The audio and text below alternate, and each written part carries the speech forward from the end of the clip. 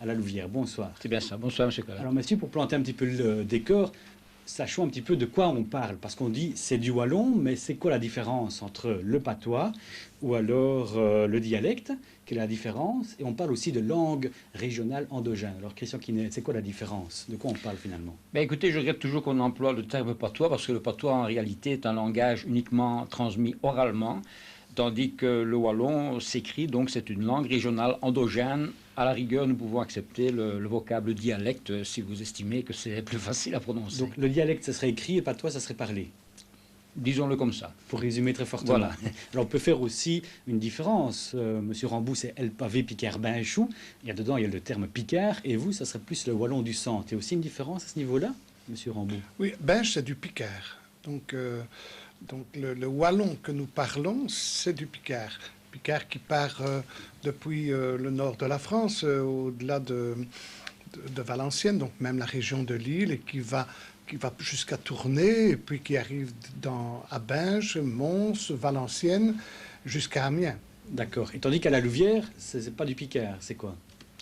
À la Louvière, nous subissons plus l'influence wallonne, mais nous parlons ce que nous appelons du wallo-picard, étant donné que nous sommes vraiment à la ligne de démarcation entre les deux langages. Donc certains termes sont influencés par le picard. Donc c'est un langage un peu hybride, si vous voulez, entre les deux. C'est la limite entre les deux. Pour faire une référence à notre histoire régionale, prenons le mot charbon, par exemple. Oui. Comment on va le prononcer en pavé picard, en picard binchou, et comment on va le prononcer en wallon du centre? Monsieur Rambou. Je crois Oui. que Monsieur Quinet est plus à même que moi pour répondre. Nous, c'est le genre de mot qu'on peut prononcer de deux façons, kerbon ou tcherbon. Donc kerbon, c'est le picard, c'est-à-dire que c'est le préfixe CA latin qui a donné le K en picard et qui donne le tch, TCH en wallon. D'accord. Comme un K, un tcha. D'accord. Alors, Escrivue du Centre, c'est donc un cercle littéraire qui a été fondé en 1945. Mais avant, il y avait El Mouchon d'Onia qui était fondé en 1912. Donc, c'est quand même de l'histoire relativement ancienne, votre affaire.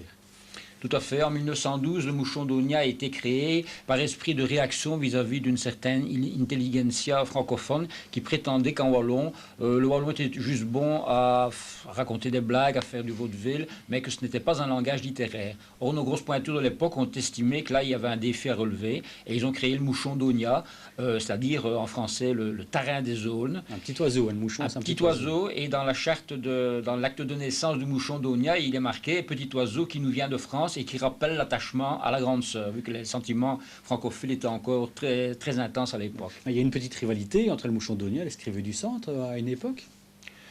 Rivalité, c'est un bien grand mot, mais il est certain qu'à la fin de la Deuxième Guerre mondiale, quand les Scrivus du Centre ont été créés, pas mal d'auteurs coiffaient les deux casquettes et ils se sont rendus compte que c'était inutile de se faire de la concurrence.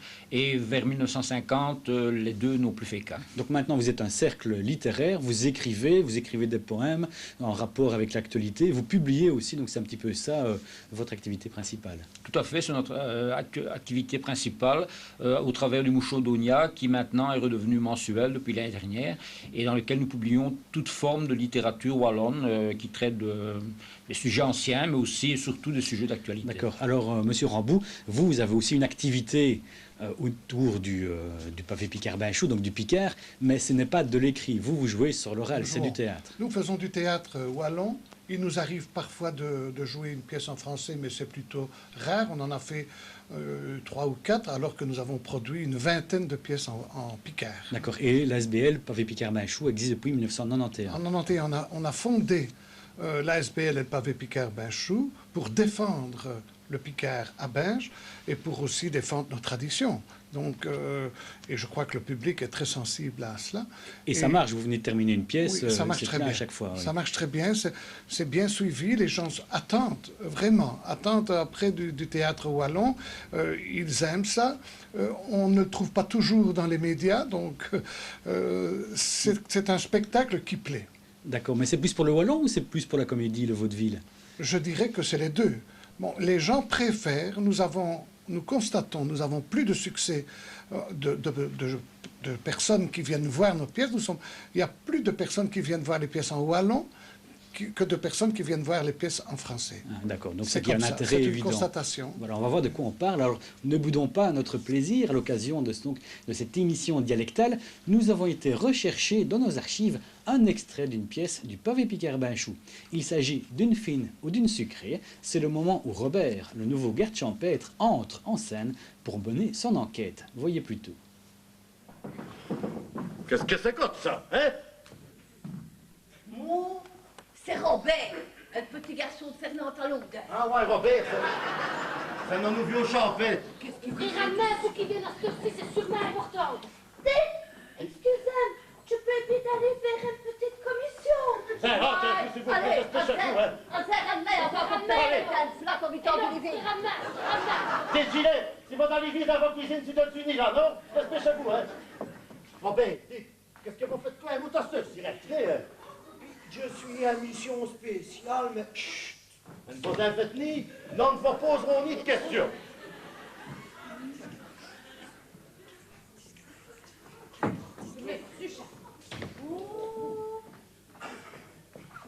Comme il a grandi, ce gamin. Là, hein? Ni fou, je le vois quoi avec cette courte marronne, hein? Un beau petit garçon comme vous, hein? Va devoir vous quérir de petites coumets, sinon d'un village et de petites visaines, hein? Allez, vite, prudence, champion de poids lourd de Marius. Robert, on va boire une petite goutte, hein? Au revoir. ce n'est ni dans l'habitude de boire qu'un tu as un service, mais pour un coup, je vais dire ouais. On va aller une fine ou une sucrée? Ouais, une fille. Allez, prudent, on a dit une fine. Ni de chance, on n'a plus. Bon, s'il vous plaît. Mitié qu'on bouteille de d'argent à tout pour la tienne. Oh, mais quelle émotion, et non, bicabé. Puis, figurez-vous, hein, Robert, que nous n'avons plus de gens pour m'accater une télévision. Et, tout maintenant, avec Gillette et un esprit green du matin au 8 dans la maison. Il ne manque plus qu'un cadre. Je dis tout ça, ça se trouve pour vous aider, hein. Oh, ce n'est ni grave. Un vodera Jenny, je vais m'adaler. À tout hasard, vous n'avez rien remarqué de spécial? Non, hein. Ok. Bah, je ne peux rien dire, un secret d'enquête. Ah, ça n'a ni dans nos habitudes de ça qui revient du nez de ça qui fait. Non, nous cachons après. Un drôle de coco. Oh. Un gangster. Il a pris le pouls d'escampette d'un auto-volé avec une recette d'un nightclub de Knock. Mais je devrais vous dire une cocotte. Parce que le gangster, c'est un gangster. Une femme redoutable. On a retrouvé ce noto ni fourlon d'Etsy. Si vous êtes un sac, il faut prévenir le commissaire. Voilà le numéro de téléphone du cabaret, vous pourrez le toucher. Ça va. Dites, je m'en vais parce que j'ai plus d'en dire une minute de trop. Allez, vois. Robert, Au revoir, Robert. Au revoir. Je vais avec vous. Si vous voulez, venez jusqu'à nos maisons. Vous pourrez boire une petite goutte. Qu'est-ce que vous préférez? Une fine ou une sucrée? Ouais, fine. Allez, davantage. Voilà, on aura donc retenu que Robert préfère Enfin. Le Rambou, ce qui est quand même remarquable, c'est qu'il ne faut pas être un fin spécialiste pour comprendre ce dont on parle. Il y a quand même des termes, on comprend la signification, même si on n'est pas un spécialiste du wallon ou du picard. Ah oui, absolument. Nous avons d'ailleurs un public qui vient de la Wallonie, qui vient de la région de Soigny, qui vient de Mons, qui vient de la Louvière, qui vient de Bré. Donc, c'est très compréhensible. Hein. À Binche, on dit un capio, à la Louvière, on dit un capia, donc c'est très, très Il y compréhensible. a quand même quelques petites piques envers l'autorité. C'est ça aussi un aspect du wallon, c'est qu'on aime bien tourner les choses en dérision. On aime bien un peu de chatouiller, et il y a des pièces qui sont un peu plus, où on fait un peu plus de satire, ou un peu, mais c'est toujours dans un bon esprit et bon enfant. Donc, il n'y a pas de... ce n'est pas trop acerbe. D'accord. Alors Christian Quinet, pour le spécialiste que vous êtes, on baigne quand même dans un monde anglo-saxon. Alors est-ce que défendre le wallon, c'est pas un petit peu ringard, c'est pas un petit peu un combat d'arrière-garde? Ah, évidemment, c'est un combat qui n'est pas facile. On a un peu l'impression d'être le David face à un immense Goliath. C'est vrai que le wallon aujourd'hui, pourquoi encore parler wallon? On peut se poser la question, bien entendu, mais il s'agit avant tout de la défense d'une culture, de l'identité d'un peuple. Une langue qui se meurt, c'est un peuple qui se meurt, et ici le wallon fait partie de notre identité, de notre culture. Donc nous essayons de le sauver par tous les moyens possibles, tout en étant conscients des limites que nous ne pourrons pas dépasser, et notamment dans le langage courant. Le français, bien sûr, est déjà lui-même mangé par l'anglais.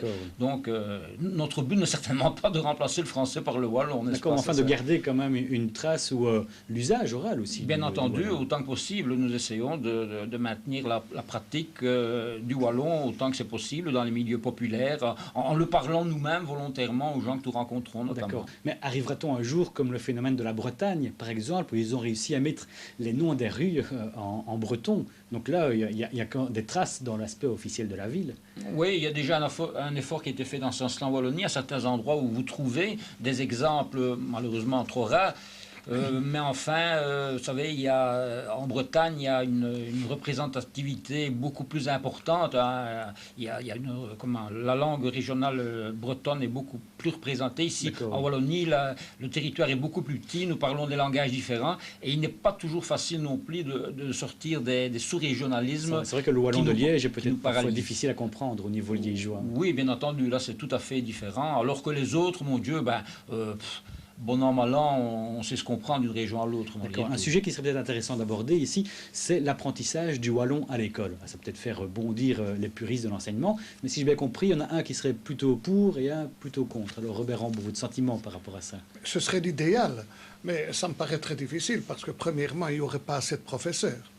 Et ensuite, quand on voit les difficultés que les instituteurs ou que les professeurs de français ont à déjà faire passer le français à l'école, vu les élèves présents avec différentes cultures, ils ont déjà du mal d'imposer la grammaire et le français, ça me paraît difficile. Mais ça serait intéressant d'apprendre le wallon à l'école? Ce serait très intéressant, mais moi, ce serait plus réalisable, à mon avis, que lors d'activités de l'école, par exemple le mercredi après-midi, comme il y a des cours de sport, de danse, de musique, on pourrait avoir des petites leçons de wallon. Une petite leçon de wallon pour les enfants qui seraient intéressés. Christian, quel est votre sentiment par rapport à ça? Vous donnez l'exemple d'un instituteur qui éventuellement pourrait apprendre le français via le wallon? Oui, mais tout d'abord, je tiens à dire que je suis content de la réponse de M. Rambaud parce que quelque part, elle est le complément de ce que nous disons et elle évoque les problèmes justement qui se présentent à l'instruction du wallon à l'école, l'apprentissage du wallon à l'école. Mais ça servira à quoi d'apprendre le wallon à l'école? Ça servira à quoi justement? Moi, quand j'ai eu le privilège de donner quelques cours de wallon à l'école primaire, j'ai inséré ça dans une espèce d'étude du milieu, c'est-à-dire partir de l'histoire régionale. Ce qui permet bien entendu d'introduire beaucoup de mots wallons et d'introduire des dialogues en wallon. Et on constate que ça intéresse les enfants. Mais il faut un but, parce que si vous vous contentez de dire aux enfants, voilà, un pantalon c'est une marronne, etc., bon, c'est très automatique, ça ne les égaye pas. Il faut trouver des moyens de les intéresser. Encore une fois, pour une question de culture régionale, de défense de l'identité, je pense qu'on apprend un tas de choses qui ne sont pas toujours vraiment indispensables à l'école. Donc, pourquoi pas un cours de wallon? Oui. Mais pour attacher ça à notre histoire régionale, vous dites aussi qu'à un certain moment de l'histoire, notamment durant l'épopée charmonnière, les immigrés siciliens se sont bien entendus avec les wallons parce qu'il y avait une langue commune et ils s'en sont sortis grâce aux wallons, vu qu'ils ne connaissaient pas le français. Ça peut paraître bizarre, ça, que des Siciliens raccroche au wallon. C'est un petit peu quoi, la langue du peuple, la langue des ouvriers? Vous savez, avant les Siciliens, il y a d'abord eu les Flamands qui parlaient les dialectes, les patois de leur région. Là, on peut parler de patois dans la plupart des cas. Et quand ils sont arrivés ici, ils ne connaissaient pas le français. Or, dans les charbonnages, dans les usines, on parlait le wallon. Donc, les Italiens, les Siciliens notamment, par la suite, en ont fait la même expérience. Eux, ils ont essayé de comprendre des gens qui, eux, ne parlaient que le wallon. Donc, ce sont finalement les langues régionales qui les ont aidés à s'en sortir. Et j'ai eu le témoignage d'un Sicilien qui nous a acheté un jour un calendrier wallon en souvenir de ce qu'il avait vécu dans la mine et du parler wallon avec ses amis autochtones. On va revenir donc dans ce dialecte et dans ce patois. Vous voyez à présent un autre extrait d'une production d'Antenne Centre. En 2001, votre télévision régionale favorite réalise le feuilleton Quai d'Alach, un enregistrement public dans un lieu fort sympathique. Il s'agissait du Vieux Moulin à Écosine. Et ce jour-là, Edmond Taquet nous expliquait comment s'y prendre pour faire de beaux enfants. Voyez plutôt. Du coup, qu'aujourd'hui, il y a un de vos camarades du pavé Picard qui a décidé de nous faire rire un bec et... Ouais. Et il va nous faire comprendre hein, que c'est embêtant d'avoir un petit défaut de prononciation. Mon Dieu, qu'il dit. Mais d'un visage, n'en était pas la nature, c'est. Non, il y a un nid qui ravisse au pommier et l'autre après le champêtre. Et au dur du marquis, t'as fait. Elle se ferme, elle allait comme un pou. Elle est bossue et elle bostille. Et ils ont eu 2 efforts. On dirait qu'ils ont staffé au pinceau tellement qu'ils sont bien. Et à l'étage d'Audure de l'appartement d'Audure, il a un couple, ils sont fins bien tous les deux. Et ils ont eu 2 efforts, on n'a jamais vu aussi les. Fait qu'il a fait nous-mêmes que le femme de Dieu a un mertesnon pour qu'il descendisse demander aux voisins d'un bas comment est-ce qu'il faut faire pour de bien faire comme mieux. Fait qu'il a cette busquille, hein. L'homme vit ouvrir, l'autre dit, mon Dieu, monsieur, excusez-moi pour me franchir, c'est une femme qui m'invouille pour savoir comment est-ce qu'il faut faire pour de bien faire comme vous. C'est l'autre. C'est un nid difficile, c'est qu'on avait qu'à monter dans un appartement et dire à vos mamans, madame d'Esby, toute nue, là, ouais, oui, mais et après, il faut qu'elle perdisse un bon bain, là, qu'elle serre la visby pas tout constant, là, il dit, ouais, en 12, il faut qu'elle mettisse du symbole par ta vous, là, et après, c'est ni le pépin qu'elle sera bien, non, va le coucher ainsi, sur vos lits, toute nue, et il va le caca, va le caresser bien, pas tout constant, là. Mais ouais, et après, il faut l'inner d'adapter ta bébé, c'est pas ta vous, mais voyons, bébé, quand vous verrez que ces îles vont clapper, là, vont busquer au plan qui arrive. Eh bien, nous allons mourir à vue. Voilà, évidemment, c'est fort amusant. Alors, Christian Quinet, pourquoi ça vous intéresse le wallon? Qu'est-ce qui vous intéresse dans le terme wallon et dans ce dialecte, dans cette musique éventuellement chantante de la langue? Ben, écoutez, j'ai toujours été un grand amoureux de mon terroir et alors je suis un grand défenseur de ma région à tous les niveaux. Donc, le wallon, je l'ai toujours pratiqué, mais ce n'est que... à l'approche de la trentaine que j'ai commencé à l'écrire. Et à vous investir Et à m'investir carrément dans le moucho d'Onia parce que je trouve que c'est une belle langue qui, avec un vocabulaire nettement moins étendu que le français, parvient à être plus expressive. Les mots sont plus retentissants, sont plus rocailleux, plus expressifs. Et Robert Rambaud, pourquoi ça vous intéresse le wallon? Signalons que le pavé Picard produit quand même des pièces écrites par des écrivains du terroir, même si ce n'est pas tout le temps le cas. C'est un des buts du pavé Picard Binchot de défendre les écrivains binchois. Donc nous avons joué des pièces de Raymond Rocher, de Louis Dupire, de Jean Mac, de Gilles Rocher, de Jean-Louis Gravis, etc. Je peux en oublier. Donc c'est un des buts de mettre en valeur nos écrivains binchois et aussi de promouvoir le wallon et de le faire connaître. Mais qu'est-ce qui vous intéresse dans le wallon? Dans ce Picard, dans le wallon, qu'est-ce qui vous intéresse comme Monsieur Quinet? C'est les racines ou alors c'est la langue chantante J'adore le wallon parce que je trouve que c'est très savoureux et qu'on peut, avec le wallon, rendre des expressions beaucoup plus savoureuses qu'en français. Un petit exemple peut-être je ne sais pas ici, mais allez, il y a certains mots, et Monsieur Quinet sera peut-être d'accord avec moi, il y a des mots en wallon qui disent beaucoup mieux qu'en français. Par exemple, un pochut ou bien des carabistouilles, je ne sais ni quel, mais c'est beaucoup plus savoureux que le français.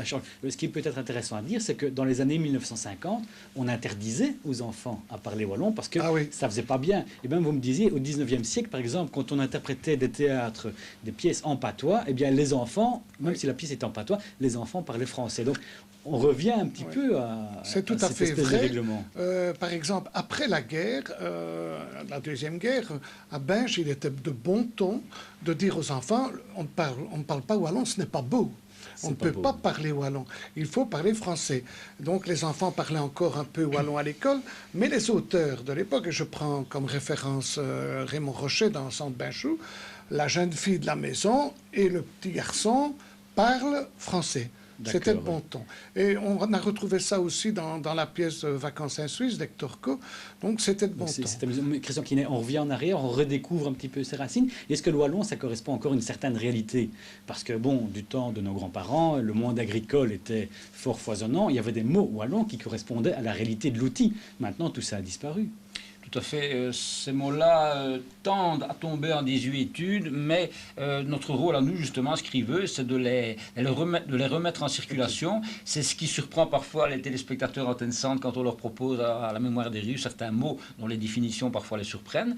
C'est ce qui surprend aussi nos lecteurs. C'est pourquoi nous mettons toujours un petit glossaire en bas de nos textes, afin qu'on comprenne. D'accord.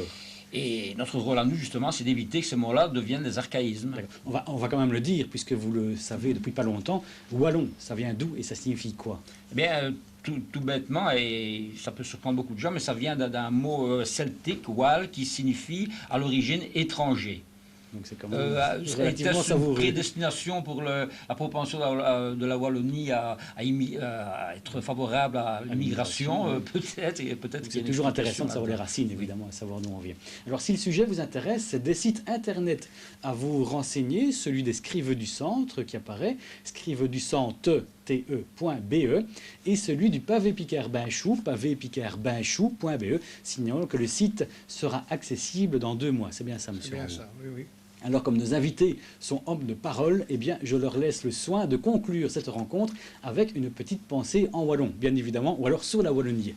Monsieur Ramboux, vous avez été décocté une petite pensée, une petite phrase qui vous intéresse. J'ai 3 petites phrases, si vous voulez bien. Oui, rapidement. Que le wallon, c'est du français en bleu de travail. Ok, oui, d'accord. Et puis? Et le français, c'est un patois qui a mieux réussi que les autres. Ok, et la troisième pour conclure? La troisième, le théâtre wallon, ce n'est que du bonheur. Évidemment, donc rendez-vous à vos pièces, d'autant plus que vous fêtez vos 15 ans l'année prochaine. L'an prochain, avec un spectacle ça va être super. aux fêtes de septembre. On suivra ça avec beaucoup d'attention. Donc Christian Quinet, rapidement, une petite pensée pour terminer?